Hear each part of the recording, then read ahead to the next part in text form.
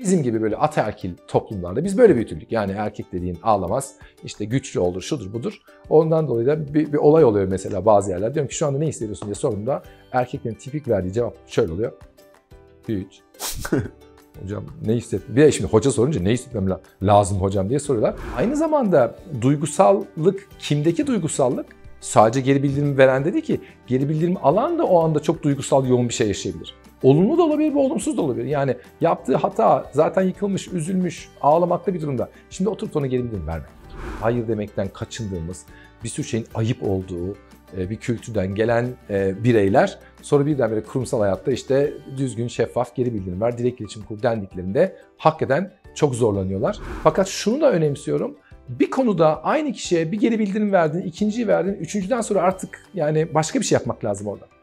Herkese merhaba. Deniz Akademi YouTube kanalında K2C'den Güneş Ufuk'la beraberiz. Bugün iletişim ve geri bildirim kültürünü konuşacağız.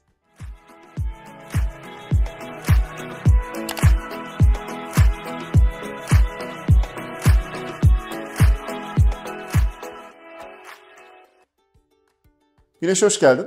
Merhaba Tankut. İzleyenlerimiz için kendini tanıtır mısın? Tabii ben Güneş Ufuk, K2C kurucu ortağıyım. 13-15 senelik bu danışmanlık işlerinde, eğitim işlerinde varım. 20-25 senelik bir yöneticilik deneyimim var. Hayatımın önemli kısmında İsviçre'de geçirdim. Bugün de burada sizlerle birlikteyim. Tekrar hoş geldin. Bugün iletişim ve geri bildirimi konuşacağız. Önce iletişimden başlayalım. İletişim kurmak zor mu? Bu yeni dönemde, hatta bu kadar dijital olduğumuz dönemde daha da mı zorlaştı acaba? Ya şimdi bu yeni dönemle ilgili bana tabii çok sorular geliyor. Biz de bununla ilgili bayağı hazırlanıyoruz. Bu yeni dönem uzaktan liderlik, uzaktan iletişim vesaire gibi konularda bir iki konuya değinebilirim. Bir tanesi bu yeni dönemde ne değişti? Bizim gayri resmi iletişim kanallarımız kapandı. Yani biz bugün iletişimi sadece resmi kanallardan kurmuyorduk yani. Biz yemek yerken de, kahve alırken de bir sürü iletişim kuruyorduk. Bir sürü bilgi akışı vardı orada. Şimdi bu kanallar kapandı. Birdenbire biz artık evdeyiz ve benim herhangi bir bilgi istediğim zaman gidip o bilgiyi bir şekilde almam lazım. Bu değişti, bu uzaktan yaşam, uzaktan çalışma dünyasında. İkincisinde birebir o duygusal, o insani dokunma artık kalmadı. Bilmiyorum sizde nasıl ama biz bugün sürekli sabah 8.30-9'dan akşam 6'ya kadar sürekli masadan ayrılmayacak şekilde hızlı çalışıyoruz. Back to back toplantılar. Bu anlamda da o süreyi de verimli kullanmak için de iş dışı başka konu konuşamaz olduk. Bu anlamda insani dokunuşta çok kısa kalmaya başladığını düşünüyorum. Bugün herhalde en çok bu konular bizi zora sokuyor. Yani bilgi almak istediğim zaman o bilginin bana kolay ulaşamaz olması. Bunun için işte belli ki sistemler kurmak lazım vesaire. Bir de insani dokunuşun olmaması. Bu anlamda bu uzaktan çalışmadaki ana dertler bunlar. Yani ne yapmamız lazım? Bu her iki tarafı da daha iyi yönetebilmek için işte bir tarafta sistemlerin kurulması gibi konular varken diğer tarafta da o insani dokunuşu illaki tenden tene olmadan da nasıl yapacağımızı anlamda da bazen de böyle hani chit-chatler, toplantılar, nasılsın, iyi misin kısmını belki bugüne kadar yaptığımızdan daha uzun tutmak gerekiyor gibi geliyor bana. Süper. Bu seride genelde yöneticilerin de bu konu başlıklarında nasıl davranması gerektiğiyle ilgili konuşuyoruz. Yönetici peki kendi çalışanlarına standart bir tarzda mı davranmalı? Kendi değerleriyle, kendi iletişim tarzıyla, yoksa birazcık böyle çalışana göre kendini değiştirmeli, iletişimi kişiselleştirmeli mi? Şimdi bu tabii öyle mi ya da böyle mi soruları biraz tuzak sorular Tankut. Yani birinden birini seçmek gibi derdimiz aslında yok, bunu sen de biliyorsun. Aşikar ki değerler bana göre ödün verilmesi zor olan konular. Yani değer beni ben yapan şey.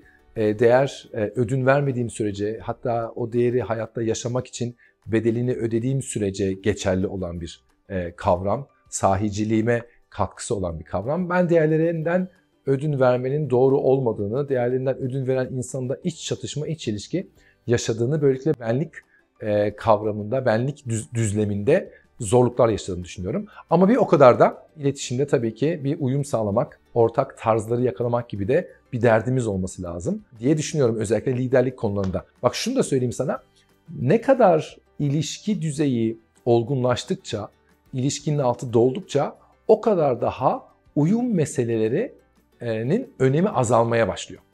Yani henüz oturmamış ilişkilerde ya da daha sıklıkla tabii ki kurumsal hayatta yaşadığımız ilişkilerde bu uyum sağlamak her ne kadar önemliyken artık daha oturmuş partnerlik ilişkilerinde, karı koca ilişkilerinde yavaş yavaş, çünkü orada ne oluyor? Artık o tarza yönelik her iki tarafta birbirlerine daha empatiyle yaklaşma taraflarını geliştiriyorlar. hizalanabiliyorlar, daha fazla birbirlerini Aynen. anlayabiliyorlar. Bu alışkanlık da iletişimdeki kazaların sayısını azaltabiliyor belki de. Peki bu iletişim kazalarından bahsederken bugünkü diğer konumuz geri bildirime doğru da gidelim. Geri bildirimde iletişim kazası yaşamamak için ne yapmak lazım? Biz böyle geri bildirim verebilen bir kültür müyüz, alabilen bir kültür müyüz? Nasıl geri bildirim yapmak lazım? Bir sürü şirkette şu anda görüşmeye gittiğimizde geri bildirim kültürü yaratmak herhalde Türkiye'deki bütün kurumsal dünyadaki en önemli 3-4 tane konudan bir tanesi. Neden? Çünkü hakikaten coğrafya geri bildirim kültürüne yönelik bir coğrafya değil. Yani bizim kültürümüzde işte kızım sana söylüyorum, gelinim sen anla dediğimiz, buna benzer tabirleri kullandığımız, direkt iletişimi pek sevmediğimiz, hayır demekten kaçındığımız, bir sürü şeyin ayıp olduğu bir kültürden gelen bireyler sonra birdenbire kurumsal hayatta işte düzgün, şeffaf geri bildirim ver, direkt iletişim kur dendiklerinde hakikaten çok zorlanıyorlar. Bu anlamda bizim hani kültürel DNA'mızda olmayan bir şey. Ben hayatımın çok önemli bir kısmını İsviçre'de geçirdim.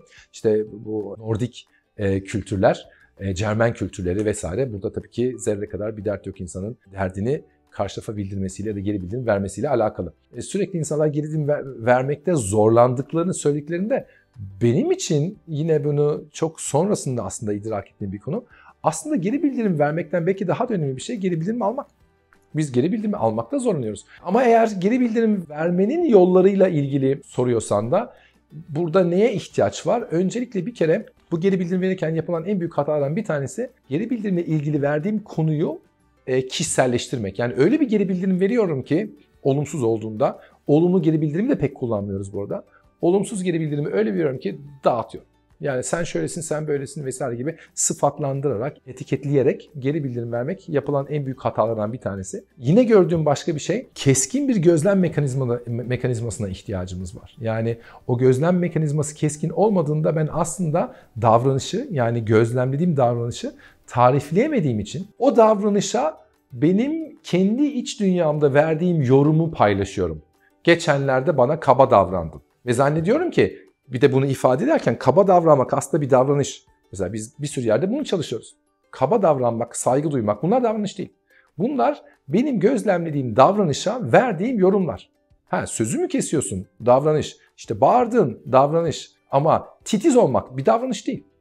Şimdi biz bu kendi içimizde, iç dünyamızda, geçmişimizden geldiğimiz o algı mekanizmasında ürettiğimiz yorumları karşı tarafa vererek aslında karşı tarafın geri bildirim almasını da zorluyoruz.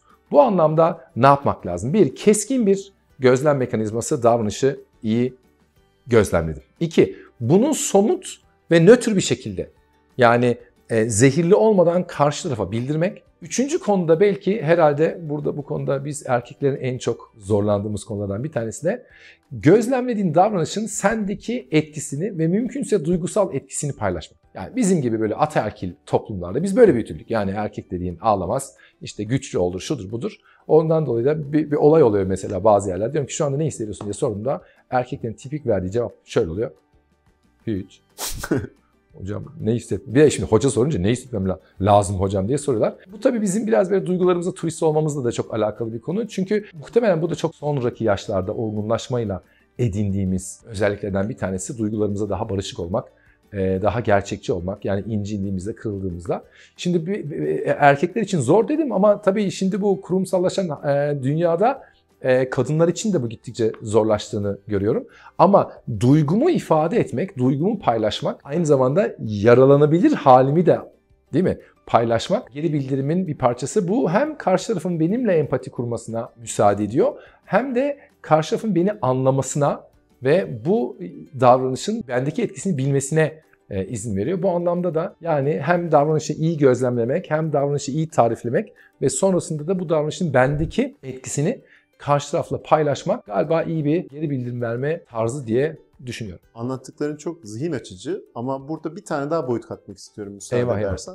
Zamanlama ne zaman olmalı? Yani geri bildirim olay yaşandığında mı verilmeli? Duygular o en yüksek halinde mi olmalı? Yoksa bir sakince tartmak mı lazım? Zamanlaması önemli değil mi geri bildirimin? Tabii ki çok önemli. Şimdi bu yine orada hatayla başlayayım.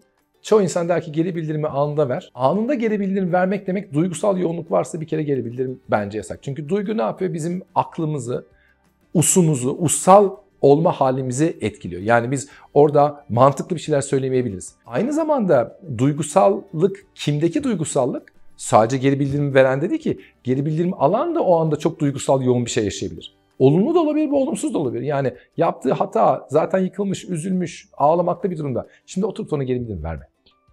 Onun için o duygusallığın olmadığı yerde biraz daha olayı sindirdiğimizde ama bence böyle 24 saat, 48 saati geçirmemek de lazım. Onun dışında sürekli geri bildirim belli ki önemli. Fakat şunu da önemsiyorum. Bir konuda aynı kişiye bir geri bildirim verdin, ikinciyi verdin, üçüncüden sonra artık yani başka bir şey yapmak lazım orada. Başka bir şeyle ilgili konuşmak lazım. O geri bildirime neden uymadığını ya da bunu neden kabullenmediğini belki konuşup konuyu biraz daha büyütmek lazım.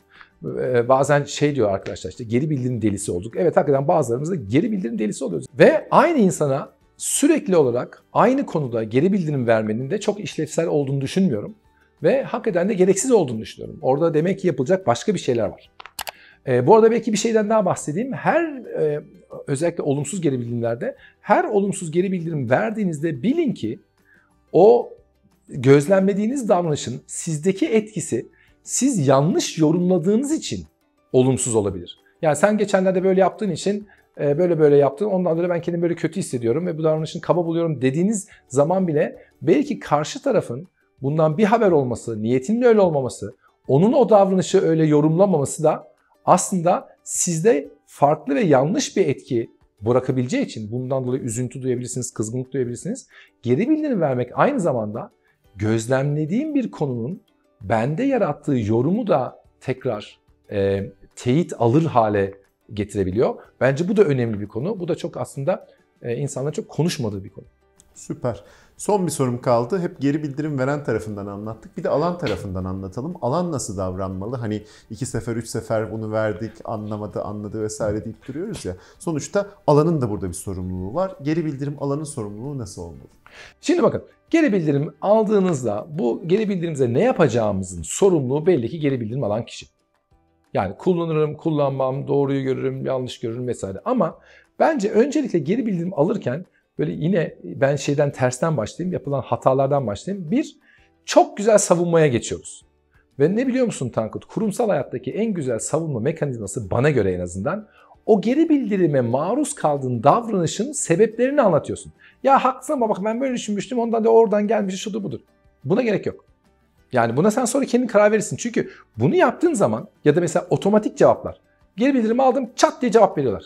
O zaman geri bildirim veren kişi de diyor ki ya aslında bu pek yansımadı. Bu geri bildirim en azından karşı tarafı düşündürtmedi.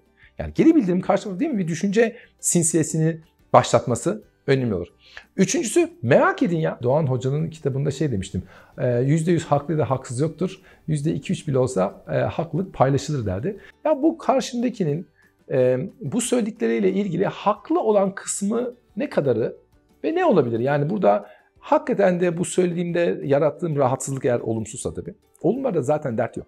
Olumsuzsa bu rahatsızlığı yaratan şey belki nedir? Belki orada da benim oynayabileceğim, benim bakabileceğim bir şeyler var mı diye. Bu merak zaten çok önemli bir konu ya. Bir merak edin bakalım tam olarak neyi kastediyor? Tam olarak benden oraya ne gibi bir etkileşim gidiyor ki karşı tarafta belli ki olumsuz bir duygu yarattım. Ondan sonra sonunda da bu geri bildirim için bence teşekkür etmek önemli. Çünkü öyle ya da böyle bizim gibi kültürlerde, geri bildirime alışkın olmadığımız kültürlerde geri bildirim vermek için sıklıkla insanların da bir eşiği aşması gerekebiliyor.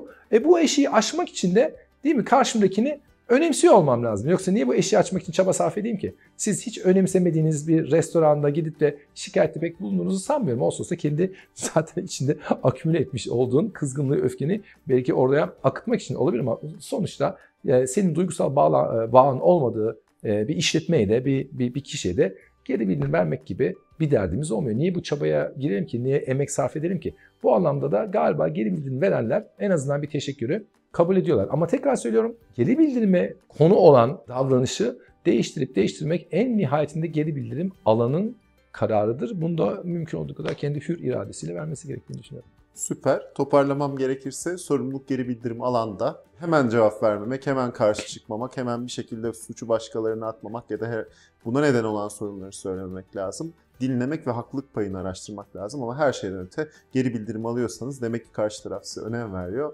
Dolayısıyla da ona bir teşekkür etmek de fena bir fikir değil. Çok teşekkürler. Süper bir video oldu gene. Serinin diğer videolarında görüşmek dileğiyle. Bu tip videoları takip etmek isterseniz Deniz Akademi YouTube kanalına abone olabilirsiniz. Harika bir sohbetti. Güneş, tekrar teşekkür ederim. Ben teşekkür ederim Tankut. O zaman yine başka videolarda görüşmek üzere.